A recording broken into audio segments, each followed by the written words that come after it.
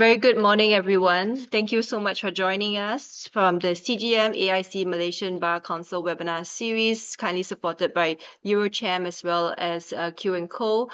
We are in conversation with Lisa Sachs on legal levers to facilitate green investment and a just transition, pitfalls of the International Investment Agreement and investor-state dispute settlement system, and the way forward. I am Elizabeth Fu. I am the moderator for today, and I would like to just introduce our esteemed panel.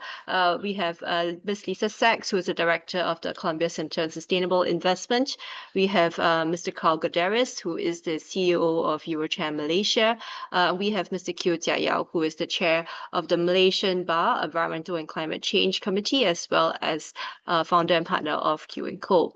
So without further ado, I would like just to pass to Jia Yaw to provide the introductory remarks to kick off this session. Jia Yaw, please. Thank you, Elizabeth, and hello, everyone. It is a genuine pleasure for the Malaysian Bar to collaborate once again with the Climate Governance Malaysia, CGM, as well as the Asian International Arbitration Center, AIAC, with the support of EuroCham on this very important series. So this is not just a academic exercise. It is about addressing some of the most pressing challenges of our time, climate change and the just transition. So our collaboration is central to the Malaysian Bar's role, which is upholding the rule of law and justice.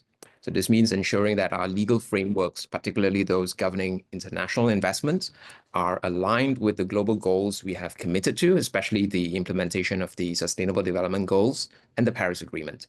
The policy winds are changing and they are blowing firmly towards a rights-based approach. We welcome the recently adopted ASEAN declarations on the right to a clean, healthy, and sustainable environment and the right to development. These are declarations that demand to be operationalized in every corner of our law, including investment treaties. And crucially, in August, just barely 2 months ago, Malaysia has launched its National Action Plan on business and human rights, anchoring corporate conduct firmly in the framework of the UN guiding principles. So the central challenge for this webinar is clear. How do we reconcile the legacy of 20th century investment law, the old-style international investment agreements and investor-state dispute settlement systems with the urgent need to respect and protect planetary boundaries and the rights of people? So I look forward to hearing from Karl Godderis and Lisa Sachs. Thank you. Thank you so much, Jia Yaw, and I'll just hand the time over to Karl.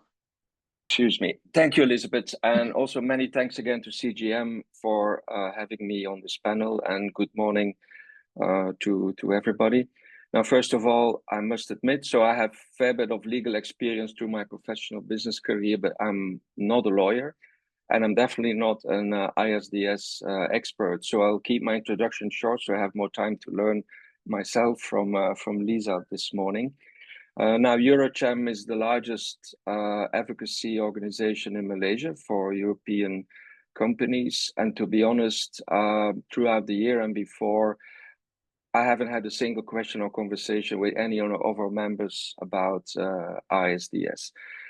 Now, as per the title of the session, legal levers to stimulate green investments, legal levers are, of course, very high on the agenda of all our companies and all our members.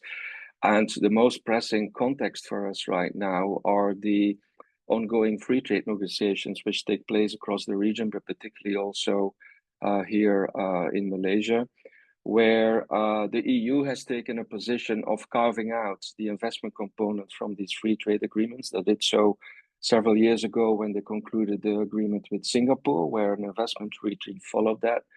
Most recently, in September, EU and Indonesia came to a trade agreement and had decided to delay the investment component for a later day. And currently, the document that is on the table between Malaysia and the EU has no reference to any form of investment protection. Now, recently, as part of our role, we did a very detailed survey across all European companies in Malaysia to see what they expect from this free trade agreement, with a fair bit of room for free format inputs, and not a single company referred to investor-state dispute arrangements. Now, that's an observation. It's not a judgment I'm making here, but actually, I see in this an opportunity for further awareness development and training. And that's why I'm particularly happy that, for example, CGM takes the initiative of bringing the understanding of awareness of this topic to a higher level. So thanks again, and I look forward to this discussion. Thank you so much for your comments, Karl, and for those very valuable observations. So let's now turn to the conversation with Lisa. And so, Lisa, I'm just going to bring you through a couple of questions, and particularly on investor state dispute settlement and international investment agreements, and maybe just starting with this, I think, idea, which may or may not be correct, that international investment agreements and investor state dispute settlements facilitate foreign investment. So, based on the research from the Columbia Center on Sustainable Investment, what does this evidence say? And do these agreements really promote investment, particularly that the investment that's needed for green and just transition? Yeah, thank you so much. And thank you, Elizabeth. Thanks to Climate Governance Malaysia for including me in this great discussion. Karl, I loved your introduction because I am a lawyer and I've been thinking about ISDS for my entire career, 2 decades. My first book that I edited 2 decades ago was on exactly this topic, Elizabeth, whether investment treaties promote investment flows. But Karl, your non-legal, non-ISDS view is the most decisive, honestly, which answers really, you say it's anecdotal, but it is really important to hear that when you're talking to companies about what they're looking for in terms of the determinants for their investment, ISDS doesn't even come up. We also did a study like that a few years ago called The Drivers and Roadblocks of Renewable Energy Investment, one of the sectors that's, of course, decisively important for the region. And of course, similarly, it's the fundamentals of the economy that matter, not investment treaties. When one is in the investment treaty community, it's a bit of an echo chamber, and all you see is investment treaties, and therefore think that they're very important, and we cannot live without them. But Karl, your real world experience is actually incredibly important. Elizabeth, to answer your question, so like I said, 20 years ago, I edited a volume that had a few dozen empirical studies at the time looking at whether investment treaties had promoted investment flows. At the time, we concluded the evidence was inconclusive. Since then, there have probably been another 5 dozen, no joke, studies that have tried to look at the same thing. And the one that I think is definitive and that we can put this to bed, in my view, was a 2020 or 2021 meta study of 74 empirical studies. And it found that the effects of treaties was so small so as to be considered zero. It maybe made some tiny observations in some particular context, but absolutely nothing decisive. And that needs to be held against the extraordinary costs of the system, which I'll leave us to discuss in a moment. But the upshot is that there is empirically incredibly little evidence. Anecdotally, as Karl is saying, not only no evidence, but very obvious evidence of other driving factors. What it does do, though, I will just say, because it also needs to be understood, is that investment treaties have absolutely shaped how investors structure their investments, because their lawyers are telling them, you're already going to invest in Malaysia? Well, you should structure your investment so that you can protect your investment with these best legal protections. So it might look like, oh, all this investment is coming in from countries that have investment treaties, but that's because the lawyers very transparently, they put it out in public advisories. If you email me, I can send you some, but just search them. They're just saying countries that are considering investing in these environments, you should consider structuring your investments to benefit from these legal protections. So Elizabeth, I hope that answers your question. That's really important for governments to understand that these are not decisive in attracting investment. No, thanks so much for that, Lisa. And I think to everybody who is watching and also curious about that research pieces that Lisa is mentioning, I think a number of those pieces can be found on CCSI's website. And I think on Climate Governance Malaysia and our end, we can also provide links to those references. So, Lisa, maybe just to follow up on some of your observations, we are still, however, seeing the rise of, I suppose, new generation international investment treaties that refer to investment facilitation. I think there's also a rise of green economy agreements. And a number of these have, I think, procedural innovations, and some of these refer to concrete investor obligations on climate and, say, for instance, labor rights. Now, in your view, do you feel that these new models do go some way to addressing the pitfalls, I think, of the present system, or do you think they are perhaps stopgap measures that maybe detract from broader problems? Yeah, great question and important question.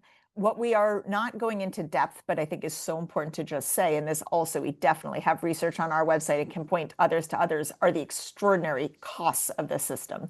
That we had a report called the costs and benefits of investment treaties. I think the OECD in 2018 had a report called the Societal Costs and Benefits of Investment Treaties. Sorry if I'm not getting the names exactly right, but they are decisive that the costs, even though the benefits are uncertain, the costs are extraordinary and mounting. They're costly, truly costly in defending extremely expensive cases. If a state, these cases, the size of the claims is massively growing. And so if a state loses, the claims were in the millions, now tens of millions, hundreds of millions, sometimes the claims are for billions of dollars. And because those claims are so large and so daunting, especially since it's the wild, wild west, as one of the arbitrators said in terms of the law, states are fearful of losing, and so they settle or they don't even implement policies in the first place for fear of being sued. So that is a hidden but critically important cost, which is the regulatory chill. That just the fear or the threat of these cases can delay investment, or delay policies measures, or deter governments from putting in place important policies. These costs are increasingly known. If we were having an open and coherent conversation, merging Karl in the room and those who are working on the constraints to access to financing and understood the other real structural barriers to financing, we would be having a very different conversation on what reform looks like. If you ask Karl's members or Karl, or if you ask those who are trying to attract finance, what are the constraints you're facing that we might be able to address in an international context? There are many, and they look nothing like what's in these treaties. The problem is that the discussion of quote unquote new generation agreements or the reform of agreements is happening within the incredibly insular world of investment law. All of the discussions happen among treaty negotiators who only know one thing, treaties. And not only is there a professional limitation or incentive mandate that, okay, those who have a mandate to negotiate treaties can only think within the confines of the treaty. But I think what's even more concerning about the insular nature is that it makes the diplomatic pressures easier, because you only have to convince or threaten or whatever a narrower set of public actors about this. You don't have to convince the whole government. You just have to put pressure on the treaty negotiators to say you want to continue the treaties. Of course, who's doing that? It's the capital exporting states that want to preserve protection for their exporting capital, not with respect to their own agreements, because for their own exposure, they are withdrawing from the Energy Charter Treaty. They're not negotiating ISDS in their bilateral agreements with other developed states, but they want their quote unquote developing or their emerging economies to keep these. So the narrative that you need investor protections persists in these diplomatic negotiations. So what does it look like? Exactly as you said, it's tinkering. It's tinkering, and it's tinkering along the margins in ways that have no fundamental implications, impact on the costs and the benefits. there's a good book by Wolfgang Alschner called New Treaties, Old Outcomes that indicates a number, and anyway, not even from a particular viewpoint, which I would have, he just observes why they're ineffective. And there are a number of reasons, one of which is particularly important for ASEAN, but which is that even as new treaties are negotiated, this is the tail of new treaties. We have the bulk of 3,000 treaties that still have old terms.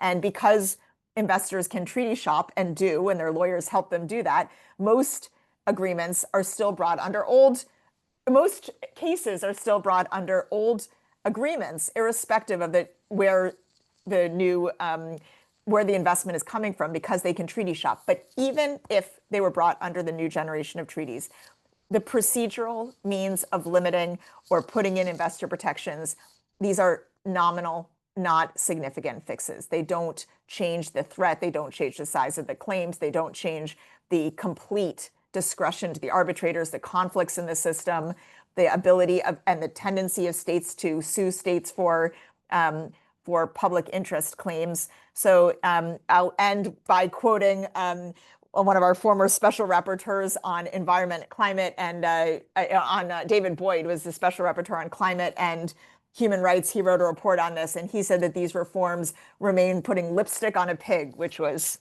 a good way to put it. Thank you so much, Lisa, also for that. I guess, Special Rapporteur Boyd for that very vivid picture. Just before continuing, to the audience, just note that you can ask questions at any point in time, and of course we will try to answer them at the end during the panel discussion. So just moving, I think just picking up, Lisa, what you mentioned about how investment treaties and the tinkering are not quite the answer in your view. What are the other legal levers then that states should be prioritizing to facilitate green investment? And perhaps also to just tag on also, you mentioned that potentially the right people are not in the same room. So if you could curate, I think that what would in your view be an ideal composition that's representative of, I think, the number of views that needed to address this problem? I love that question, and I hope that means that CGM is going to bring us all together and curate this room, which never exists. I have the privilege and the pleasure of straddling these two worlds, which really is shockingly unusual. It's bizarre, honestly, to me, that we have a whole community of practice talking about investment governance that is so disconnected from actually thinking about what the determinants are of investment. And if we actually look in the real world at what investors are looking for, what the challenges are with mobilizing investment, it's a completely different universe. I study ISDS very closely, mostly because I find it to be such a problematic system. But from a perspective of trying to affect change in this world, it's entirely in the other universe of actually thinking about what are the investments that we're trying to achieve and what are the barriers to achieving them. I have the extraordinary privilege and pleasure of working in Southeast Asia right now with the ASEAN member states and especially the ASEAN Center for Energy that, thanks to Prime Minister Ibrahim Anwar's vision in his chairmanship of ASEAN, he sought to advance very wisely an integrated, decarbonized, a regionally integrated energy system, which is absolutely in the interest. It's the most compelling energy system for the region to have access to reliable, resilient, affordable energy. Everyone in the region probably knows about the ASEAN power grid and how often it's been discussed and how hard it has been to implement. Well, that's a perfect example of thinking about why has this been hard? Why has it been hard? For a number of reasons that we could go into, but because we're thinking about the legal tools, what needs to be clarified in an energy market period, but especially in a regionally integrated energy market to make projects bankable. Let me put that way. I was going to say to give confidence to the investors, but really it's what needs to be in place so that these projects become financeable, so that investors have clarity, so that they can come, even from the government's perspective, that they know what type of investors to come, how should they even be thinking about financing the grid.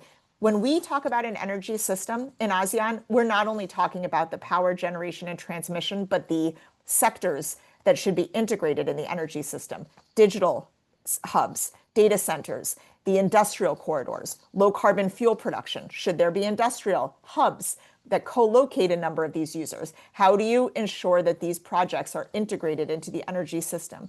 This is why I went to law school, because this is a matter of law, governance, policy. We need, in some cases, harmonized standards for energy markets across borders. We need clarity on tariffs, on wheeling charges, on all aspects of how investments will function in the region. That's what ASEAN should be really working on as a region, thinking about and not only from a facilitation and an enabling perspective, let me just say, because I'll end with this point, Elizabeth, and to go to your another question, but I like the idea of facilitation more than protection, obviously, because if we're trying to attract investment, we should be thinking about, well, what facilitates it? The problem is that even the facilitation community has become a little bit myopic in thinking about just reducing regulatory barriers. And that is a little bit too simplistic of a view on what is really appropriate from a facilitation perspective.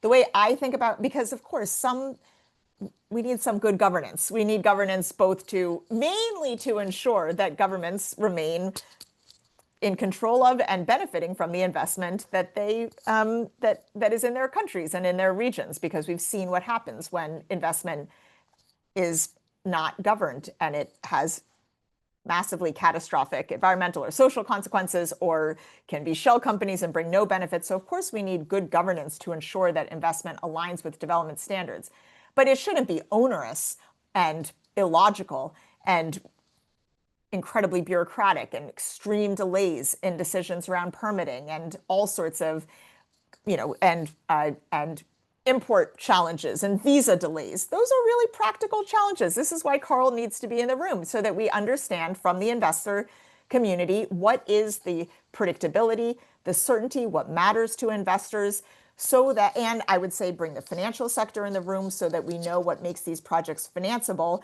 But also, by the way, just bring governance in the room, governments in the room outside of the investment law community, so we can say we need some harmonized framework here. What are we trying to achieve? What can we simplify? Where do we need to be in agreement on the governance framework? What are we trying to achieve? And what tools do we have in our toolkit, which are many, that help to achieve what we're trying to achieve? Last point, I was talking about large scale infrastructure and the clarity of the legal framework. But even at specific sector level, governments have mandates and incentives and subsidies and standard setting for what can count as a green, whatever, what can count as green steel. There are all sorts of legal tools that governments have throughout their ministries to define, to shape, to incentivize, to require, to leverage investment. And those are the ones that we should be focusing on to attract and align investment with sustainable development. Thank you so much for that, Lisa. I think there's just so much to unpack from what you have just said. So I'm going to attempt to sort of maybe pinpoint a number of references that you make, so we can drill down a little bit for the audience. So thank you for bringing up ASEAN. And as we all know, ASEAN leaders have recently met for the 57th Economic Ministers meeting and also enhanced the China-ASEAN FTA to include green economy cooperation. But at the same time, ASEAN states still operate under old version international investment agreements, and UNCTAD's September 2025 report has stated that 85% of investor state dispute settlement cases brought in 2024 were under treaties signed before 2010. And I think you alluded to that just now as well in a number of comments about how old generation treaties still are the source of the bulk of investor state disputes that are being brought. So it seems that there's a tension, because you can have, let's say, initiatives which are legal levers in the various areas that you mentioned, but there's still the lingering, I I suppose, threat of potential claims based on old treaties. So it seems like there was a process of unwinding old treaties, and then there's also a new process, or many processes, as you have articulated, on different, maybe even sector-specific focus areas to incentivize green investments. And in each of those specific processes, it looks like you need to bring together just the right mix of actors and not just those from the investment treaty world. So I mean, those are, I think, some reflections I have of your remarks. I wonder if you could comment on that. And then also if perhaps you could give maybe using one or two sectors as an example of concretely what we could do. Yeah, perfect. Well, here is where I actually think the silos are okay, because my answer on what to do with the old treaties is simple. There's no need for the old treaties. States can and should terminate the old treaties. To think about what is really needed or what is useful from a governance perspective across all these other sectors and in practice doesn't and won't fit within the four corners of a treaty. These are not treaties that can be usefully reformed to be productive. Of course, we can and should think about what can and should be agreed across borders. By the way, free trade agreements. Actually, let me say one thing, which is that what I'm talking about is the investment chapter or the investment protection agreement that for many countries, actually probably about 2/3 of agreements, is the entirety of the agreement, just investor protection agreements. In some cases, that investor protection agreement is a chapter within a free trade agreement. So when I'm only right now talking about, much more could be said about the free trade agreement provisions, but I'm talking about the section of free trade agreements or the standalone bilateral investment treaties that all they do is provide protections to foreign investors that are enforceable under investor-state dispute settlement. Let's go back to the first point. They're not decisive. There are outsized costs and they're not influential. So there's really no need for them. There's no need to reform them. They should be terminated. The challenge there is political economy, domestically and internationally. That's the only challenge. It's not actually a legal question. It's not a policy question. We don't need that many people in the room. We only need strong leaders in the room who can say this doesn't make sense. We have two reports actually looking at termination and different means of doing that, starting from just withdrawing consent to arbitrate, because, okay, leave the protections in place. But the real risk of the protections is the way that the investors can misuse and do abuse the privilege of being able to sue directly, to sue countries for very legitimate practices and to win. If disputes were resolved, I would say the only two legitimate ways that I could see this to be resolved is, one is make this domestic, state to state. The idea of investor state was arguably to depoliticize disputes. It did not depoliticize disputes. The governments are still very involved, so it didn't serve that purpose. If there are policy questions about the governance of environment or about expropriation, that can be resolved in a state to state. But more valuably would be that investors coming into Malaysia or to any other country should abide by the domestic law. And the limitation to any form of international investment governance law should only be in the case that there's the lack of due process in the domestic law. So I would limit any enforcement, even state to state, to just cases where there's an egregious lack of due process in the domestic law. Otherwise, domestic law should prevail. That should be what investors are expected to abide by if one comes into a country. What these investment treaties do is to create a complete parallel path, a parallel legal framework for foreign investors. So I would terminate treaties. One other complicating factor that is more complicated is that this same provision appears in contracts, in investor state contracts. Yeah. And that is more complicated than just saying terminate, obviously. So treaties terminate. And I understand that there's political challenges. What I would say there, do it regionally, do it with other countries, and do it affirmatively, by the way. This is not about not welcoming investment. Absolutely to the contrary. This is because investment is so critically important and it needs to be aligned with sustainable development. These treaties have been undermining that. So we need to assert our sovereignty. What country likes sovereignty more than the United States, or thinks it does from its own perspective? How can you argue with that? We want sovereignty. We want the ability to govern. And we want investment. So we want to use tools that are conducive to that. So I would work with other like-minded countries to fundamentally to terminate, mass terminate these treaties. In contracts, it's harder. And there, I would say that the point should be to narrow the scope of dispute settlement in contracts so substantially that it mainly defers to domestic law as entirely, with very limited recourse when domestic law, when there's a lack of due process. So that's my strong recommendation for dealing with existing treaties, and these modifications and not going to help truly. And we've seen that because states have been doing that. The other question you ask is so interesting and so important, and that is the ongoing challenge that we really do need different actors in the room to think about. How do you govern these sectors to optimize their benefits? Let me give an example where I don't have all the answers, but it's one that we should all be thinking about, which is the emergence of data centers and digital infrastructure. States want or are trying to attract, and they're trying to attract these data centers, and they're not having to push too hard because the data centers want to come. The data centers right now use a lot of energy. They use water, they use land, so they're resource intensive.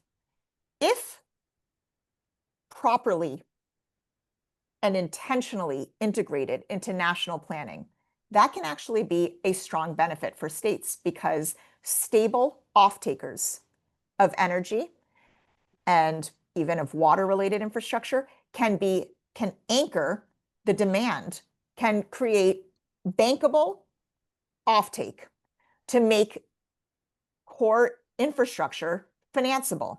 So these new industrial off-takers can actually help to finance the infrastructure that the region desperately needs in clean energy infrastructure and transmission, generation, and so on. That has to be planned for. That has to be properly governed.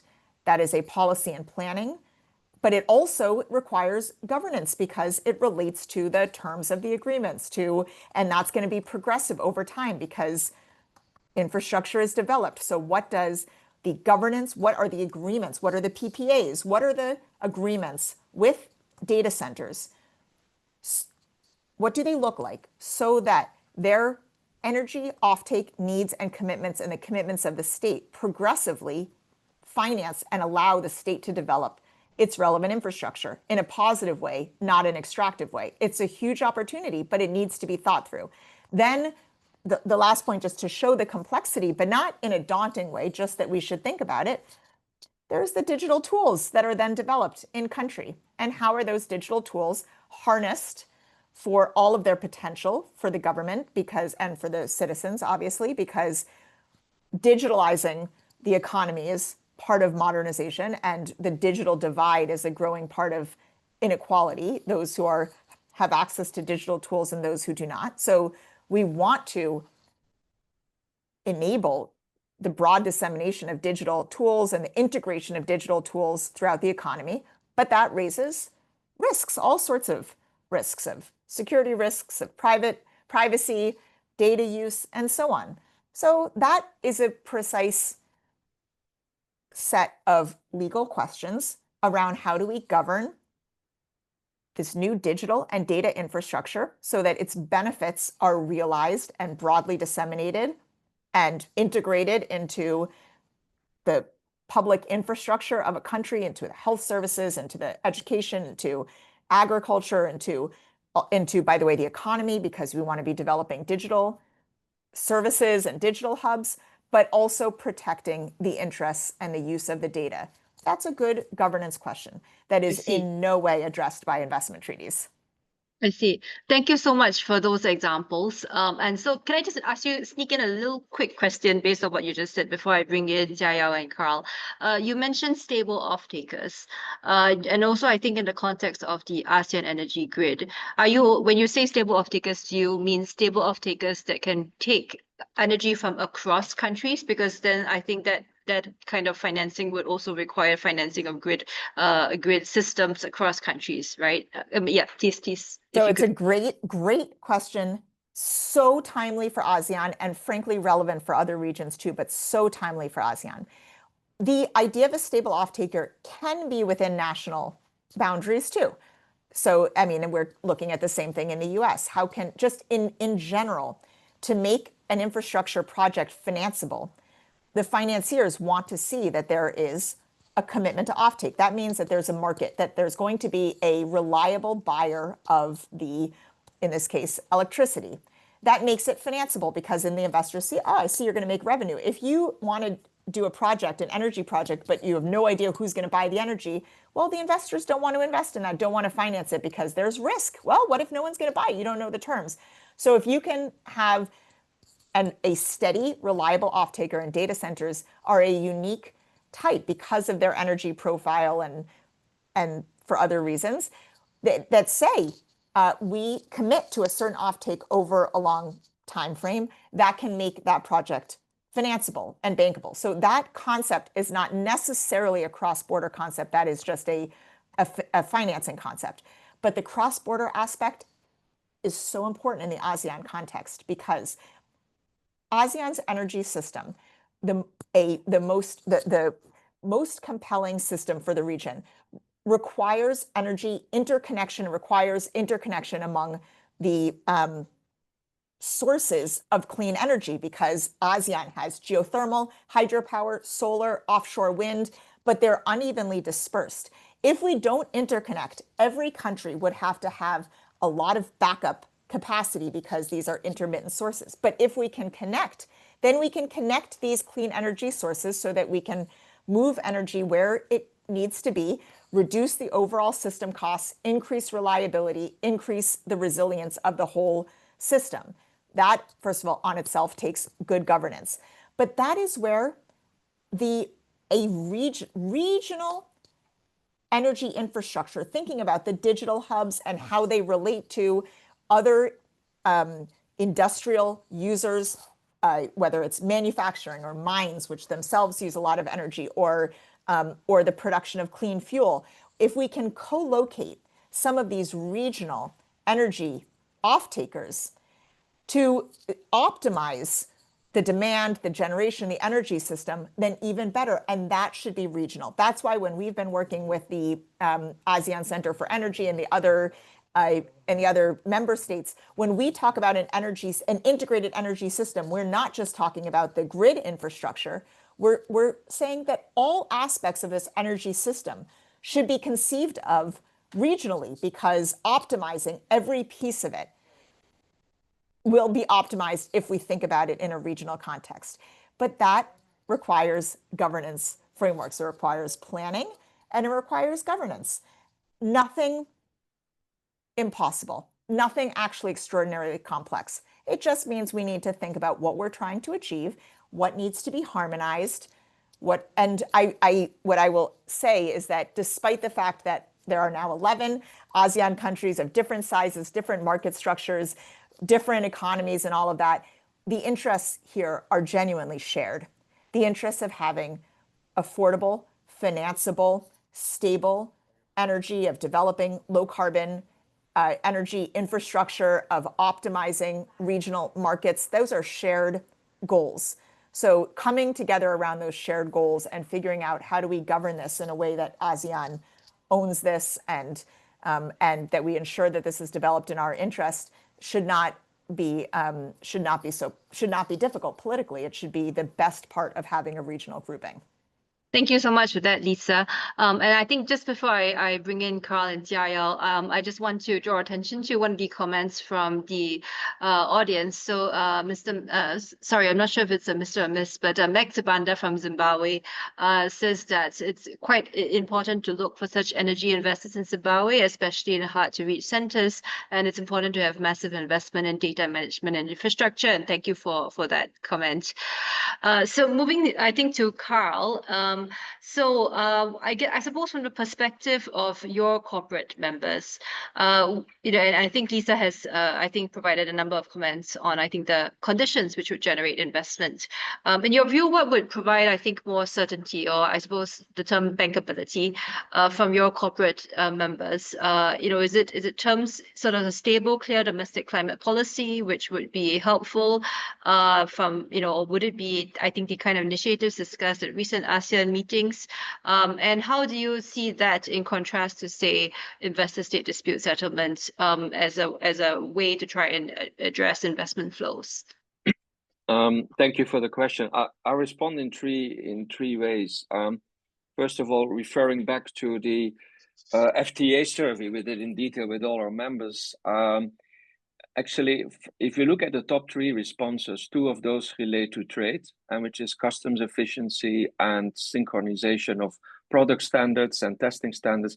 But the number 1 feedback that cut across all companies was regulatory predictability. And that also relates not just to trade, but also to investments, because of course, it affects the way investment plans work out the reality of throughout that process. A lot of regulatory changes happen. So that's one.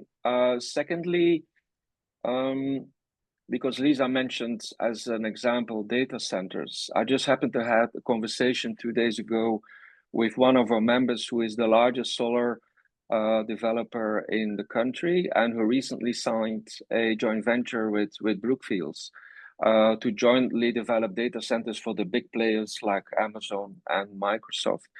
And so I asked them, first of all, was ISDS a component in the conversation? And it never came to the table. However, why? Because there's sufficient faith and trust in the domestic legal system here in Malaysia. But of course, what drove the attraction of the project and the concerns at the same time was, again, a domestic regulatory environment that is conducive enough for companies to invest. Then the third point, which is broader across many of our members, particularly those who are very heavily involved in domestic manufacturing, overseas European companies with ESG targets, particularly in terms of using green power for their operations. Some of those are at the point where a decision to expand in Malaysia altogether is dependent on how easy it is to obtain reliably and predictably green power, where in certain cases there's a decision of, do we expand in Malaysia or do we expand even in the United States, depending on how the local regulations prevail. Now, as to how this ISDS comes into play, actually listening to Lisa, what I came to some conclusion is, because we do primarily advocacy work, which is heavily focused on influencing domestic regulation to the benefit of the variety of companies who operate here. But the fact that in an FTA exercise, which is basically a treaty, the number 1 request is to focus on regulatory predictability, to me is a signal that companies see in treaties an alternative mechanism to protect their investment interests, rather than just rely on the standard like we do domestic advocacy work that focuses more on local regulations. Now, whether that means ISDS is therefore the one and all go-to, I'm not so sure. But as an observer, I'm also a bit almost baffled that the EU does not include in its free trade agreements a bigger scope that looks at investment protection, and why that is taken out. So maybe there that opens up for a more comprehensive view on how these disputes are handled going forward, and therefore stimulate investments. Thank you so much for those reflections, Karl. And I think really multi-pronged in terms of your approach to the question. I think maybe just to get Jia Yaw's reflections now, because there's quite a practical component to this discussion. And I think there is also a very important role that Malaysian lawyers and the Bar Council can play in advising the government and investors on domestic recourse, international recourse, and also most importantly, different legal pathways, either at the international treaty level or within the specific domestic space, to incentivize investment. So, from your perspective, what should Malaysian lawyers in the Bar Council be, I think, looking to, what role would they be looking to play in this? In terms of moving forward in terms of advocacy and I think areas of specific analysis, how would you see lawyers in this field being useful? Thank you for the question, Elizabeth. I think I just want to share, like, anecdotally, often when I wear the hat of, representing the Malaysian Bar and engaging in sustainable development discussions or climate forums, I do bump into representatives from investors who are expressing that they're waiting for Malaysia to develop its climate change law, rare earth elements regulatory regimes, so that they can bring in the investments. And so it is, of course, paradoxical that we continue to, or at least the small investment law community, continue to reach for the same old traditional tools or conservative tools, or where it seems like, listening to Lisa, indeed, I think when the only tool you have is a hammer, then everything looks like a nail. So I think the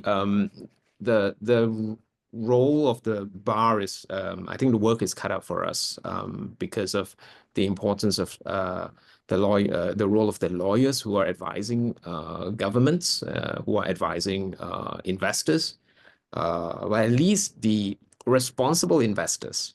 So we should who already come with a baseline kind of expectations. This is what we want to contribute to, and bring this green financing in. Then what they would want is, or ostensibly what they're instructing for, is not to a framework that would allow them to behave like it is the Wild West, but rather a framework that is predictable, that is premised upon the norms that have been really emergent in the last decade or so, around sustainable development, around what are the fundamentals to the right to development, for example, as we can see in the ASEAN Declaration, and these fundamental universal rights that are just fundamentals for economic development and socio-economic development. So I think the role for the Malaysian Bar is to really intensify how we diffuse the messaging of these norms into perhaps I should say more specialized areas of practice, like international investment practice. So I think that's I certainly feel that responsibility, and small as it may be, but the proportion of its impact, I think, is profound. So I think I'm very I think it's very clear what Lisa has shared, and as well as Karl's reflections about what role we should kind of really prioritize. Thank you. No, thanks so much for that, Jia Yaw. And I think your comments, of course, taken in light of last week's session, where we also had, I think, some rather robust comments from Dr. Mary Lim, from Mr. Toby Landau-Casey, also Chewy on the role of lawyers, even though, albeit in the international arbitration space. And I think goes hand in hand with your comments as well. And I think the evolving role of lawyers in trying to see how sustainable development principles can be integrated, I think, into very specific legal structures and instruments that actually help to effect change in the way that Lisa has recommended. So unfortunately, we're almost out of time. So I'm just going to give, I think, the last word to Lisa. And maybe on a more personal note, Lisa, I suppose drawing on this fairly wide-ranging discussion, what single piece of advice would you have for, say, regulators and the business community, or also, I suppose, academics, right, in the audience today? Maybe the case that you might have a single piece of advice which is different for all three groups, but maybe I just give you the floor and hear your reflections. Yeah, thank you also for bringing together such wonderful co-panelists from which I learned a lot. And I think in some ways we've answered the question. What we are actually trying to do in ASEAN with respect to the data centers, I'm now, after this conversation, even more convinced it's the right approach and that we should do it in other sectors too, which is let's bring together, but in a thoughtful, engaged way, the business community, the regulators, and the policymakers. I see in one of the questions, other affected users. Okay, agreed.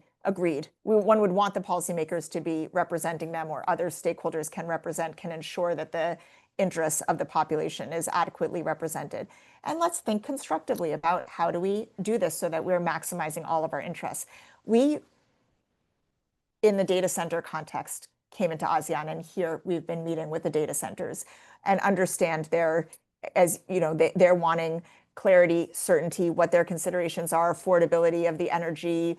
They have these set of considerations. Then we hear from the government the challenges that they're facing. Oh, but the data centers are asking for affordable energy, and we can't even get this grid part financed, and we're a little concerned about what's going to happen with jobs and so on. And we're not really talking to each other. It's hard, actually. And I know that most of all from my own country, where the way that the business community and government talks is not the way I would wish it on anyone. But the ability to have a real constructive conversation, this is the role that academic centers like we at CCSI can play, not from an academic perspective, but from an objective, neutral, not neutral actually, from a sustainable development perspective, to facilitate a discussion. What are the challenges? What are the challenges to align? How can we integrate data centers into our national development objectives, into our energy plan, and into our broader development objectives? How can we get the grid financed in a way that meets the affordability, the reliability needs of our citizens? How can we, another conversation we want to have in the region is around decarbonized steel, which will not happen in the absence of a coherent upstream, downstream, even philanthropic conversation, because there remains a price premium. So there's going to be a mismatch between what the market wants and what we want from a sustainable development perspective. Well, let's get together and figure out, how do we achieve that? How can we reduce the premium? Who can take on the premium? So just constructive conversations with the relevant actors facilitated, I think, because we don't want lobbying. We don't want, and actually, Karl, I think your point is also helpful to understand that in the absence of, it's not that the data centers or others are going to come with very innovative ideas. They're going to come with saying, well, this is what we need, clarity, and if we can't get clarity, we want protections. So we need some facilitator or some framework in which we're actually trying to do more than just the basics. And what does that look like? How do we get predictability and stability in a way that meets the needs of both the governments and the companies in a mutually beneficial way? So that would be my call to all of us, to the role of the bar that can play that role, to the role to industry groups that can be the facilitators to help say, look, we want industry perspective, critically, we need it, but not from a lobbying perspective, actually, from a constructive partner's perspective to the governments and thinking about, we want stability, we want protections, but we want to hear what you need so that we can think about how we achieve that. And that might mean that there's a role for the development partners, for the Asian Development Bank, for the IFC, for philanthropy to help to facilitate some of these solutions. So that would be my final word, I think, is that well, actually, collective because some foresight. questions have come in, I'm gonna, if everyone can good. bear with me, I'm just gonna actually just maybe ask you one more thing, and then we will really Great. wrap up. But I think it's quite important, I suppose. One of the questions that's raised talks about rights holders and how are you envisaging that them as being included in these, I think, conversations that you think should be curated as a manner to encourage regulatory conditions. And I think also there is maybe a conversation on what happens if the investment is a global South investment, as as opposed to just a kind of global North investment. Does that also change the conversations? Absolutely, and both questions that I've spent my career thinking about. Let me but and both tricky but not impossible. On the rights holders, absolutely we need a framework. The fact that we have not been able to talk constructively to one another has meant that every position has become a bit extreme in a sense. And so that is, alas, also true of the rights holders, even though, if anything, I am most aligned with the interests of those who are affected. But sometimes that can, in backlash to feeling like rules are being made without the rights holders' perspective, lead to fundamental barriers to investment that is also problematic. Having said that, the mining sector is a sector that I know better than any other sector. And I can't think of one mining community that has been left better off because of mining. And that's despite 20 years of mining companies saying, oh no, we do so much for the community. I keep asking anyone, okay, I will take anything. I'd like to find 5 out of however many hundreds, if not thousands, of mining communities there are that have been left better off. So we need a more honest conversation with everyone so that the communities, we need to figure out a way that governance discussions genuinely account for what communities have been dealing with, which is a lot of empty promises, a lot of displacement, a lot of job displacement, by the way, which is going to be even more profound these days, environmental impacts, and so on. I think there are constructive ways to do that, and I think there are non-constructive ways to do that don't work toward actually finding workable solutions. So I'm in favor of workable solutions. Let's have honest conversations around what the risks are. And so just like the industry groups can facilitate honest conversations with industry, I think civil society groups can facilitate honest participation of affected communities so that we can actually have constructive discussions. But that's really an important point. The point on developing countries is where I've spent, again, that's, if anything, it's where I spend most of my time thinking about, and this is where I get most frustrated about the investment treaty discussion, because the barriers to investment in developing countries are extraordinarily profound, and they're structural. They relate to high cost of capital, which relates to IMF debt sustainability frameworks and the perceptions of risk and currency risks and all sorts of fixable but structural constraints that make it extremely hard for developing countries to attract and finance critical infrastructure.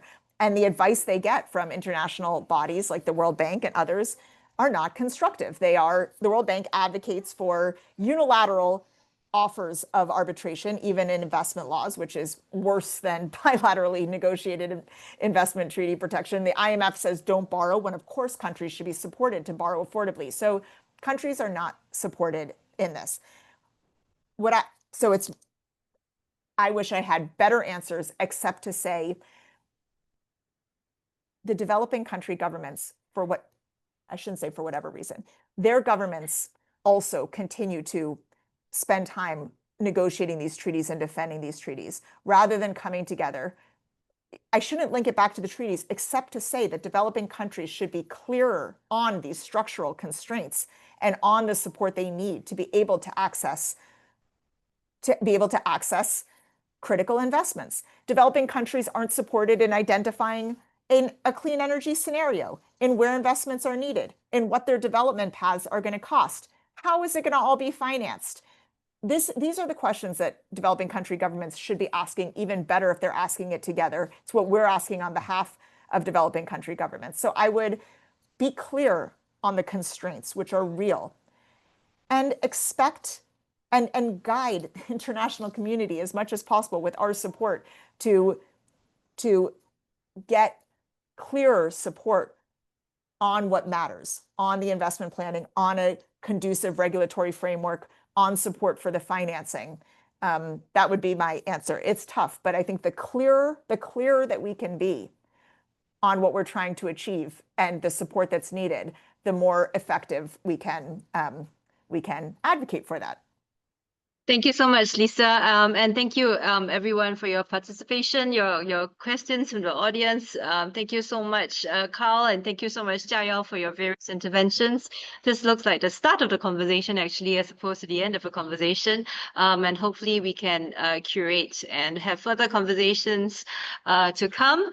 I also want to highlight to the audience that there was a session last week which focused on the misalignment of investment agreements and investor-state dispute settlement with Paris Agreement goals, and touching on depoliticization and systems transformation, which Lisa has mentioned in her comments today.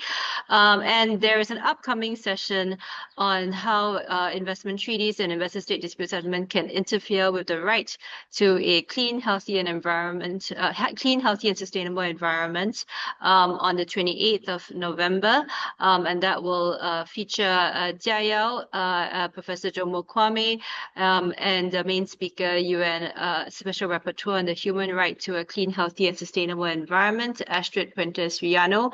And that will be focused a little bit more on the various rights, which I think is really important when you talk about the manner in which investment intersects with rights holders and protection of communities. So thank you so much for joining us, and I will close this session and look forward to further conversations. Take care and goodbye, everyone.